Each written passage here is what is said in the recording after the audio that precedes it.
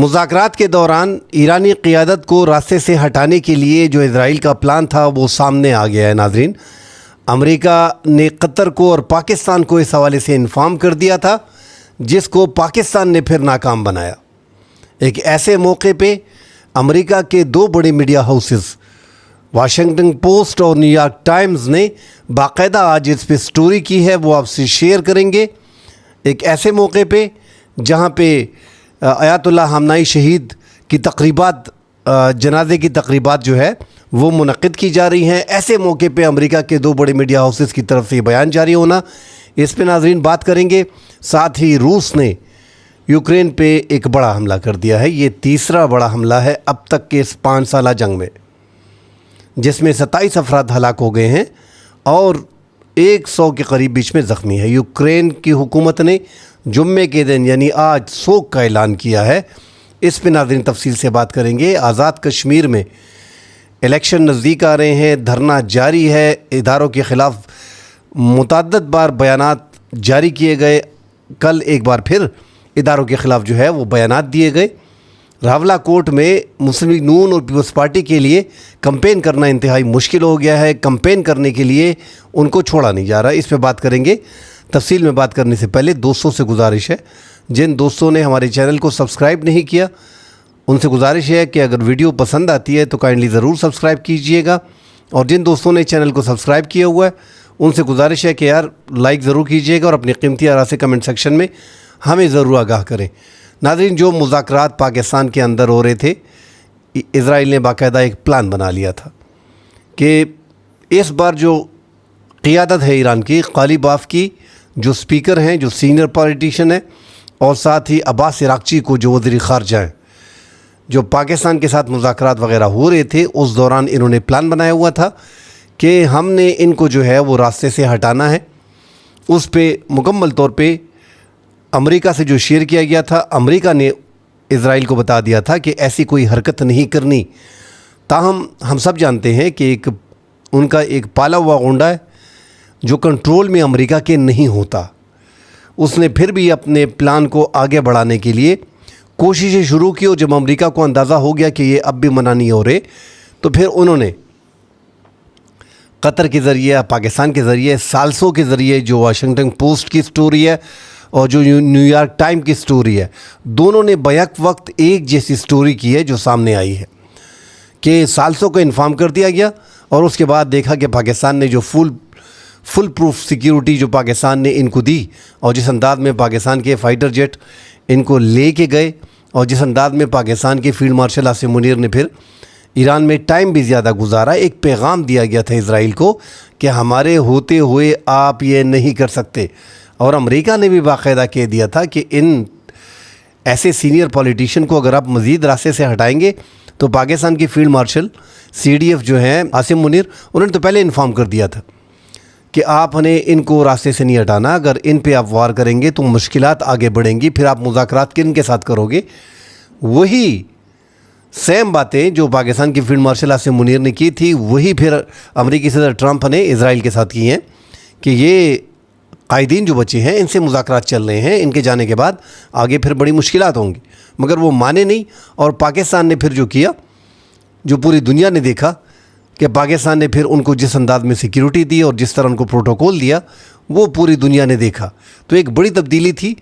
کہ پاکستان نے ایک اہم رول بھی ادا کیا، ثالثی بھی کی اور ان کی جانیں بھی بچائیں۔ یہ جو پاکستان کے، کل میں دیکھ رہا تھا کہ عراق کے عباس عراقچی جو ہیں، وزیر خارجہ جو ہیں، وہ عراق گئے اور وہاں پہ ایک وزیر صاحب نے ان کو بولا کہ آپ پاکستان کی طرح ہم سے گلے نہیں ملتے، جس طرح آپ پاکستانیوں سے گلے ملتے ہیں، ہم سے ہاتھ ملاتے ہیں، ہم سے بھی گلے ملے، پھر اس سے بھی خیر گلے ملے، مگر وہی پاکستان کا نام آ جاتا ہے۔ پاکستان کی رسپیکٹ زیادہ کی جا رہی ہے، اور یہ ان کے لیڈران کو اچھی طرح پتہ ہے کہ پاکستان نے اس میں کتنی مدد کی۔ ابھی جو تقریبات ہونے جا رہی ہیں ایران میں، اس میں بھی پاکستان کی فیلڈ مارشل عاصم منیر، ان کا اعلان بھی ہو گیا ہے۔ شکر ہے، ہم پہلے بھی کہہ رہے تھے کہ جتنا ہمارے سیاسی قائدین اور ہماری، کیونکہ آرمی کا پاکستان میں زیادہ زور ہے اور ان مذاکرات کے دوران فیلڈ مارشل کا ایک رول بھی تھا، ان کا جانا بنتا ہے، تو پاکستان کی طرف سے پاکستان کے وزیر اعظم شہباز شریف، یوسف رضا گیلانی، ہمارے اسپیکر وزیر اطلاعات اور وزیر داخلہ، تقریباً ہماری ایک بڑی ٹیم وزراؤں کی اور ہمارے جو فوجی اہلکار ہیں، جو پاکستان کے فوجی ہیں جو لیڈ کر رہے ہیں پاکستان کو، وہ بڑی تعداد میں بھی ہے اس میں شرکت کرنے جا رہے ہیں۔ پاکستان کے لوگوں کے لیے بھی کافی تعداد میں کہا گیا ہے، اور یہ جو تقریب ہوگی یہ امریکہ کو دکھانے کے لیے ہوگا۔ ایک تو یہ جو تقریب ہو رہی ہے یہ ایک پاور شو ہوگا جس میں 2-2.5 کروڑ لوگ، کہا تو 4 کروڑ بتایا جا رہا ہے، مگر 2-2.5 کروڑ لوگ، یہ دنیا کا سب سے بڑا جنازہ ہوگا۔ یہ ایک پیغام ہوگا امریکہ کو، اوپنلی یہ بتا دیا جائے گا امریکہ کو۔ اس کے بعد امریکہ خود ہی سمجھ جائے گا کہ لوگ ان کے ساتھ ہیں اور ان پہ مر مٹنے کو تیار ہیں۔ تو پاکستان نے ناظرین یہاں پہ ایک بہترین رول پلے کیا تھا، اور اب بھی اسرائیل کے اور پاکستان کے تعلقات آہستہ آہستہ مزید کشیدہ ہو رہے ہیں، کیونکہ پاکستان کے اہم رول کے بعد پاکستان کی اہمیت مشرق وسطیٰ میں بڑھی ہے، اور ان کے قدم بھی، یہ بھی اخبارات نوٹ کر رہے ہیں اور بتا رہے ہیں کہ ان کے جو پنجے ہیں وہ مشرق وسطیٰ میں پڑ گئے ہیں پاکستان کے، اور کافی مضبوطی اب پاکستان کی دکھائی دے رہی ہے ان ممالک میں۔ مگر چونکہ ہم اندر سے زیادہ کمزور ہیں، ہماری انٹرنل کافی مشکلات ہیں، ہم اپنے انٹرنل معاملات کو حل نہیں کر رہے، ہمارے ملک میں شدت پسندی عروج پہ ہے۔ اگر شدت پسندی کا مسئلہ پاکستان میں، انتہا پسندی، شدت پسندی کا یہ روزانہ کے حساب سے آپریشن ہونا، روزانہ کے حساب سے جھڑپیں ہونا، روزانہ کے حساب سے عسکریت پسندوں کی پاکستان میں کارروائی ہونا، اگر یہ پاکستان میں نہ ہوتے اور پاکستان میں پولیٹیکل سٹیبلٹی ہوتی، اپنے گھر میں جھگڑے نہیں ہوتے، تو پاکستان کا وزن پھر بہت بڑھتا اور آپ کا ملک تھوڑا بہت سٹیبل ہوتا، تو آج آپ کا مقام کچھ اور ہوتا۔ مگر چونکہ دنیا اس کو بھی دیکھتی ہے کہ پاکستان خود اکانومی بھی ان کی کمزور ہے، کرپشن بھی زیادہ ہو رہی ہے، سیاسی سٹیبلٹی بھی نہیں ہے، عسکریت پسندی اور انتہا پسندی بھی بہت زیادہ ہے، جس کی وجہ سے ایک مطلب پاکستان کا پریشر ہے، مگر اس طرح کا پڑ نہیں رہا جس طرح کے بڑے ممالک کو اس ٹائم پہ دیکھا جا رہا ہے۔ بہرحال ناظرین، ایران ساتھ جو ایران کے اور امریکہ کے مذاکرات ہو رہے ہیں، اس میں ایران تو اوپنلی امریکہ کو کہہ بھی رہا ہے کہ آپ خلیج فارس سے مکمل طور پہ نکلیں، آپ کا ٹائم ختم ہو گیا ہے، اب مزید ٹائم آپ کا بچا نہیں ہے، ہمارا ٹائم شروع ہو گیا ہے، خلیجی ممالک سے اپنے اڈے جو ہے وہ ختم کرو۔ اگر یہ خلیجی ممالک سے اڈے ختم کرتے ہیں، اپنے فوجی اڈے ختم کرتے ہیں، تو عرب ممالک جو ہیں ناظرین وہ اپنی بقا کے لیے کچھ بھی کرنے کو تیار ہیں۔ ان کو پتہ ہے، ٹھیک ہے، پاکستان کے قدم پڑ چکے ہیں، عرب ممالک پاکستان میں ایسے عرب ممالک ہیں کہ پاکستان پہ ٹرسٹ کر رہے ہیں، مگر وہ دنیا کی طاقتوں کو دیکھتے ہیں، ان کے پاس پیسہ زیادہ ہے، وہ رشیا اور چائنا، سب سے پہلے چائنا، تو وہاں پہ امریکہ بھی سوچ رہا ہے کہ ہمارے یہاں پہ سب کچھ سمیٹنے کے ساتھ چائنا، بیجنگ مطلب اور ماسکو کے دورے جو ہیں، ان کی حاضریاں عرب ممالک کی شروع ہو جائیں گی، اور جو ہمارا پیٹرو ڈالر کا ایرا ہے وہ ختم ہو جائے گا، جس کے باعث جو ہے وہ ہماری سپر پاور جو ہے دنیا بھر پہ جو ہے اس کا مقام بھی ہم آہستہ آہستہ کھو دیں گے۔ تو اس ڈر سے وہ اپنے اڈے ختم نہیں کر رہے، ورنہ جو کارروائیاں ایران نے کی ہیں اس کے بعد مجھے نہیں لگتا کہ امریکہ وہاں پہ رہے گا یا عرب ممالک اس کو رہنے دیں گے، مگر چونکہ عرب ممالک اب بھی زیادہ ٹرسٹ کر رہے ہیں، امریکہ ایک پاور ہے، ان کے پاس دنیا کے بہترین، ان سے بہتر فضائی دفاعی نظام کن کے پاس ہے، وہ سارے فضائی دفاعی نظام جو ہے عرب ممالک کو دیے ہوئے ہیں۔ تو اس وجہ سے ناظرین امریکہ جو ہے وہ عرب ممالک سے اب بھی نہیں نکل رہا، اور 60,000 کے قریب ان کی فورسز ان عرب ممالک میں انہی اڈوں میں ٹھہرائی گئی ہے۔ آگے کا پتہ نہیں چل رہا، ہو سکتا ہے کہ ایران کے ساتھ معاملات مزید آگے جا کے مزید خراب ہوں، اس کا ایک ڈر ایک خوف بھی ہے، اس لیے یہ زیادہ تر ان کی افواج جو ہیں وہ یہاں پہ پڑی ہوئی ہے۔ ایران چونکہ ایک طاقت بن رہا ہے، دنیا کی چوتھی بڑی طاقت، معیشت بھی بن جائے گا، آپ دیکھیں گے جو پابندیاں ان سے ہٹیں گی۔ اکثر دوست کہتے ہیں کہ یار ایران کے معاملے میں آپ جو ہے وہ تھوڑا پھسل گئے ہو، بھائی میرا تعلق جو ہے وہ اہل سنت سے ہے، الحمدللہ سنی مسلمان ہوں، فخر کر رہا ہوں اس پہ، مگر ہم نے یہ جنگ بڑی قریب سے دیکھ لی، اور اس سے پہلے جو ہمارے کانوں میں، ہمارے دماغوں میں ہمیں ڈالا گیا تھا وہ بھی ہم نے دیکھ لیا کہ یہ جو ایران ہے اس میں یہودی زیادہ ہیں، ہاں یہودی 8-10 ہزار ہیں جو میں نے سرچ کیا، اتنے ہی بچے ہیں، پہلے زیادہ تھے، اب وہ یہودی جو ہے وہ بھی ایران کے ساتھ کھڑے ہیں، اور کبھی بھی ان پہ حملہ امریکہ اور اسرائیل نہیں کرے گا، یہ آپس میں سارے ایک ہیں۔ وہ ساری چیزیں ہم نے دیکھ لیں، اور یہ ایران کی واحد ایک ایسی جنگ تھی جس میں شیعہ سنی کو ہم نے دیکھا کہ وہ کنسیپٹ آلموسٹ میں ختم ہوتا دیکھ رہا ہوں، اور زیادہ تر سنی مسلمان دعائیں کر رہے ہیں ایران کے لیے۔ تو بحیثیت سنی مسلمان جو میں نے دیکھا کہ کس طرح کا لیڈر امت مسلمہ کا ہونا چاہیے، وہ میں نے دیکھ لیا ہے۔ تو میرا لیڈر تو جو ہے وہ خامنائی شہید ہے، آیت اللہ خامنائی شہید، اللہ ان کو جنت فردوس میں اعلیٰ مقام عطا فرمائے۔ امام حسین کا جانشین اسے ہی مانتے ہیں، کیونکہ آیت اللہ خامنائی شہید نے ہی اپنے بچوں اور اپنے بیٹوں بیٹیوں کے ساتھ جو ہے وہ شہادت پائی ہے۔ تو عقیدہ ہمارا ڈیفینیٹلی الگ ہے، مگر دعا ہم ان کے لیے کر سکتے ہیں کہ انہوں نے مسلمانوں کو، امت مسلمہ کو جوڑا ہے اور قربانیاں دی ہیں، جو قربانیاں دکھائی دے رہی ہیں۔ تو اس بنا پہ ہم اس کو سپورٹ کر رہے ہیں، اور جو سامنے حقیقت ہے وہ بھی بیان کرنی ہے کہ سپر طاقت کے ساتھ لڑنا۔ کل بھی میں نے کہا تھا کہ مذاکرات کے لیے امریکہ ترس رہا ہے، ایران پیچھے ہٹ رہا ہے۔ وہ امریکہ ثالثوں کو کہہ رہا ہے، پاکستان کو اور قطر کو، کہ یار آپ ان کو راضی کرو، جلدی کرو، ٹائم، یہ مڈ ٹرم انتخابات وہاں پہ آ رہے ہیں، ان کے لیے مشکلات کھڑی ہو رہی ہیں۔ کوئی دوسرا ملک ہوتا ہے یار، آپ سوچیں، وہ سر کے بل جو ہے وہ امریکہ کی دعوت پہ چلا جاتا۔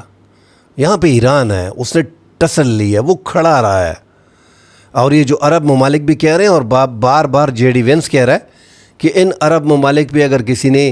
مشرق وسطیٰ کے ممالک کو اگر ایران نے دھمکایا تو پھر ہم اس میں کود جائیں گے۔ آخر میں ہونا یہی ہے، یہ 1-2-3 مہینے یہ مڈ ٹرم انتخابات ہونے دو، امریکہ پھر آئے گا۔ وہ میں یہ نہیں کہہ رہا ہوں، یہ نیو یارک ٹائم نے اور واشنگٹن پوسٹ نے یہ لکھا بھی ہے کہ جو خلیج پیدا ہوئی ہے امریکہ اور اسرائیل کے مابین، وہ کافی حد تک پیدا ہو گئی ہے، اور اس کی 3-4 ایسی وجوہات تھی۔ ایک تو یہ وجہ تھی کہ امریکہ نے بار بار کہا ہے کہ آپ ان کو راستے سے نہ ہٹاؤ، اس کی بات نہیں مانی جا رہی تھی، اور نتن یاہو ایک ایسے انسان بھی ہیں جو امریکی صدور کے ساتھ ان کے معاملات ٹھیک نہیں رہے ہیں۔ اور ٹرمپ بھی ایک غیر روایتی پولیٹیشین ہے، وہ بھی کسی کی زیادہ نہیں سنتا، اس کی آپ نے زیادہ تعریف کرنی ہے تبھی وہ خوش ہوتا ہے، جب تک آپ چاپلوسی وغیرہ نہیں کرو گے وہ اس سے خوش نہیں ہوتا، اس کو خود پسندی کا شکار ہے، وہ اس کی آپ کو تعریف کرنی پڑے گی، اسی طرح اس کا آپ دل جیت سکتے ہیں۔ تو نتن یاہو جو ہے، ان کی گورنمنٹ کو دیکھا جا رہا ہے کہ وہاں پہ کوئی تبدیلی وغیرہ آئے گی تو پھر ان کے ساتھ آگے بڑھا جائے گا، اور اس طرح ان کو چھوڑ نہیں رہے۔ ان کے تعلقات ایسے ہیں کہ ان کو چھوڑا نہیں جا سکتا۔ بہرحال پھر بھی عربوں کو زیادہ خطرہ ہے، وہ ڈر بھی رہے ہیں، ایران کی ایک پوزیشن بنی ہوئی ہے، ایک ان کی چھاپ پڑ گئی ہے۔ اب لوگوں میں ایک ڈر اور خوف تو ہوگا۔ اب ایران کو چاہیے کہ اپنے آپ کو مزید جنگ سے دور رکھے اور مذاکرات کی میز پہ بیٹھے۔ ٹھیک ہے، امریکہ جو ہے وہ بار بار کوشش کر رہا ہے مذاکرات کے لیے، مگر جس انداز سے ایران نے مذاکرات میں کامیابی حاصل کی ہے، اور جس انداز سے وہ ڈٹا ہوا ہے، اور جس انداز سے اپنی شرائط منوا رہا ہے، یہ بھی ایک طریقہ کار ہوتا ہے اپنی شرائط منوانے کا۔ اب اگر ایران کی شرائط پہ ہی بات چیت ہو رہی ہے اور اس میں ہی سب کچھ طے ہو رہا ہے، تو پھر کامیابی کس کی ہوئی؟ ایران کی ہوئی۔ ایون کہ ایران ابنائے ہرمز کو اپنے ہاتھ سے جانے بھی نہیں دے رہا۔ یہ ان کا کمال ہے، ان کے مذاکراتی ٹیم کا اور ان کی فورسز کا۔ ساتھ ناظرین، یوکرین کی بات کرتے ہیں۔ فروری 2022 میں یوکرین اور روس کی یہ جنگ جب شروع ہوئی تو ہم نے کہا تھا کہ یار، دیکھ رہے تھے ہم سب کہ یار 1 ہفتے 2 ہفتے 3 ہفتے میں جو ہے وہ کچومر نکال لے گا یوکرین کا، مگر اس کے پیچھے بھی پورا یورپ اور اس ٹائم پہ جو بائیڈن جو امریکہ کے صدر تھے وہ کھڑے تھے، اور بلینز آف ڈالر جو ہے اس پہ وار کیے تھے یوکرین کو بچانے کے لیے، اور پورا یورپ ان کے پیچھے کھڑا ہے، اور یورپ کو اندازہ بھی ہے کہ اگر یہ یوکرین کو کھا جائے گا تو یہ ہماری ریڈ لائن ہے، آگے ہمارے لیے مشکلات آئیں گی، اور روس پھر کھڑا نہیں ہوگا، وہ آگے بھی آئے گا۔ اس لیے یہ جنگ جو ہے مزید طویل سے طویل ہوتی گئی۔ اس میں زیادہ نقصان ہو چکا ہے، متعدد رپورٹس آ رہی ہیں۔